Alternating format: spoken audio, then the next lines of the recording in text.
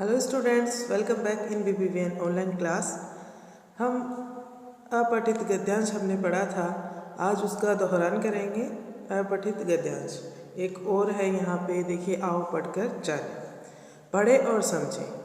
अपठित, अपठित का मतलब है जो पहले से पढ़ा गया ना हो, और एक होता है पठित गद्यांश जो आपका पढ़ा हुआ होता है। पठित गद्यांश वे होते हैं जो आपकी बुक में से ही, आपकी पुस्तक में से ही आपको दिए जाते हैं। एक पैराग्राफ दे देते हैं पुस्तक में से और उसके अनुसार प्रश्न दे देते हैं। प्रश्नों के उत्तर गद्यांश में से आपको छांटने होते हैं। ओके, तो आज हम पढ़ रहे हैं अपठित गद्यांश जो आपका पढ़ा गया ना हो, उसे कहते हैं अपठित। ऐसे गद्यांश या काव्यांश को पढ़कर अपने आप समझकर और उनके प्रश्नों के उत्तर लिखने होते हैं। कोई भी ऐसा गद्यांश या काव्यांश जो काव्य का अंश होता है, यानी कविताओं का अंश होता है उसे, या फिर गद्य का अंश होता है उसे आपको पढ़ना होता है, समझना होता है और प्रश्नों के उत्तर देने होते हैं।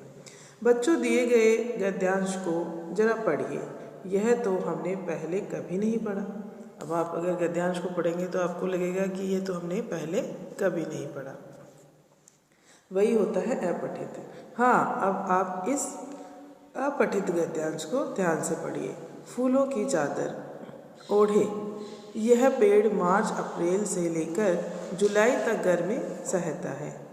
इसके चटक लाल और रंगीन फूल से इस गर्मी में आँखों में ठंडक महसूस होती है। फूलों से सजा हुआ यह गुलमोहर का पेड़ छतरी नुमा शांत भाव से खड़ा रहता है। गुलमोहर का पेड़ है, उसके बारे में बात की गई है कि ये छतरी नुमा यानी छतरी की तरह बना हुआ है जो एकदम शांत भाव से खड़ा रहता है। तभी इसे प्राय सड़कों के किनारे, बाग बगीचों और पार्क में लगाया जाता है। आजकल आप देख रहे हो हमारे यहाँ पे लक्ष्मीगढ़ सीकर की तरफ भी सड़कों के किनारे बहुत से पेड़ लगे हुए रहते हैं, देखते हो ना। तो गुलमोहर के पेड़ को इसीलिए लगाया जाता है क्योंकि ये बहुत ही आंखों को ठंडक देने वाला और शांत भाव से खड़ा रहने वाला होता है। संस्कृत में इस पेड़ का नाम राज आभरण है, जिसका अर्थ है राजसी आभूषणों से सजा हुआ वृक्ष। राजसी जो राजा लोग पहनते थे उसे कहते हैं राजसी। आभूषण यानी होते हैं गहने। तो राजसी आभूषणों से सजा हुआ वृक्ष, ऐसा नहीं है कि इसने गहने पहन रखे हैं, लेकिन इसके जो फूल है, इसकी पत्तियां हैं, इसकी जो बनावट है वो इसी तरह की लगती है। ये उपमा दी गई है इस वृक्ष को। ओके, भारत के अलावा अन्य कई देशों में भी इसे लगाया जाता है। गुलमोहर के फूल मकरंद के अच्छे स्रोत हैं। शहद की मक्खियाँ इन फूलों पर खूब मंडराती है। मकरंद जो शहद बनाने के लिए काम आता है, उसके लिए कहा गया है। फूलों से जो मधुमक्खियाँ हैं, मक्खियाँ हैं, पहले फूलों से पराग लेती है, उसके बाद में वो जो शहद बनाती है। तो ये बहुत ही अच्छे तरीके से ये गुलमोहर के फूल जो है वो काम आते हैं मकरंद बनाने में। इसकी फलियाँ लंबी और हरे रंग की होती हैं। उनके अंदर के बीज भूरे रंग के होते हैं। जब हवा चलती है तो फलियों में बीज झुंझुने की तरह बजते हैं। जब फलियां सूख जाती है तब हवा चलती है तो फलियों के अंदर जो बीज है वो झुंझुने की तरह बजते हैं।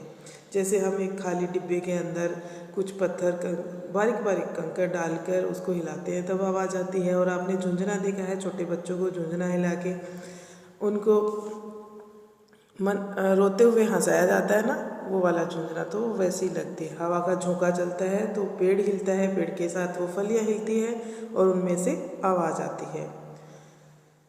गुलमोहर के छाल और बीज का उपयोग बहुत सी दवाइयों में भी किया जाता है। ये हमने क्या पढ़ लिया, पूरा एक गद्यांश पढ़ लिया है।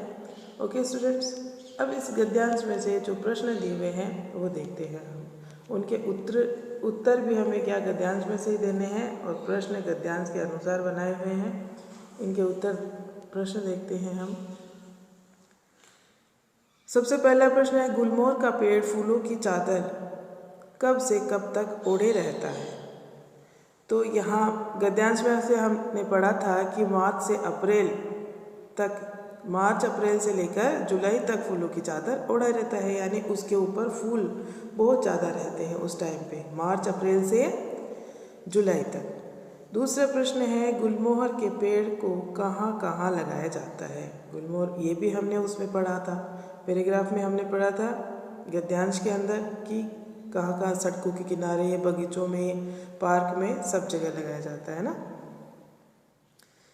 नेक्स्ट प्रश्न है, गुलमोहर के शहद की मक्खियाँ गुलमोहर के फूलों पर क्यों मंडराती हैं? मकरंद बनाने के लिए, क्योंकि अच्छा मकरंद मिलता है, तो गुलमोहर के फूलों से मकरंद मिलता है, इसलिए शहद की मक्खियाँ गुलमोहर के पेड़ पे मंडराती हैं। ओके, देखिए आपने यहाँ पे देखा कि बहुत ही बहुत ही संक्षिप्त के अंदर आंसर दिया हुआ है, तो आपको भी संक्षिप्त आंसर देना है। ऐसे नहीं है आप 4 लाइनें लिख देंगे, जितना गद्यांश के अंदर छोटा उत्तर लिखेंगे आप उतना ही वह सही रहता है। अपनी भाषा के अंदर उत्तर लिख सकते हैं, ये नहीं कि वो लाइनें उठा के आपको लिखनी है, ऐसा नहीं है। आप अपनी भाषा में वो लाइनें लिख सकते हैं। 1 या 1.5 लाइन में उत्तर दे, अधिक से अधिक हो सके तो एक वाक्य में, एक शब्द में भी आप उत्तर दे सकते हैं, अगर एक शब्द में ही है तो। अब देखिए शब्दों के उत्तर लिखिए। राज आभरण का क्या अर्थ होता है? राज आभरण का अर्थ देखो, राजसी आभूषणों से सजा हुआ वृक्ष। ठीक है।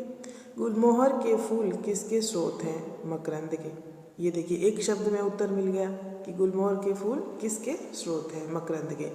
अब इतना लंबा लिखने की ज़रूरत नहीं है कि गुलमोहर के फूल मकरंद के अच्छे स्रोत हैं, उन पे मधुमक्खियाँ उनसे पराग लेती है। इतना लंबा आपको वहाँ से उठा के लिखना नहीं है, आपको बिल्कुल छोटा करके इसमें जितना पूछा गया है सिर्फ उसी का उत्तर देना है। ठीक।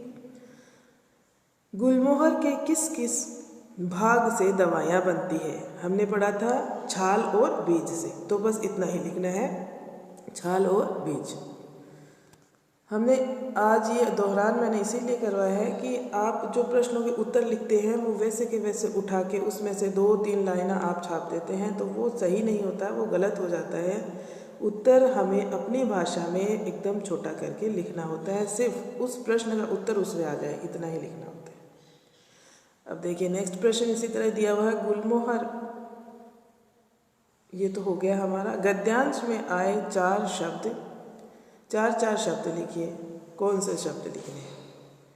विशेषण देखिए, छतरीनुमा, शांत, लंबी, लाल, इस तरह के ये विशेषण हो गए। क्रिया शब्द भी है, सहता है, खड़ा रहता है, मंडराती है, बजते हैं। क्रिया देखिए, संज्ञा और सर्वनाम की विशेषता बताने वाले शब्दों को विशेषण कहते हैं, आपको आता ही है। और क्रिया जो कार्य कर रहा है, कार्य हो रहा है, कार्य करने या होने को क्रिया कहते हैं।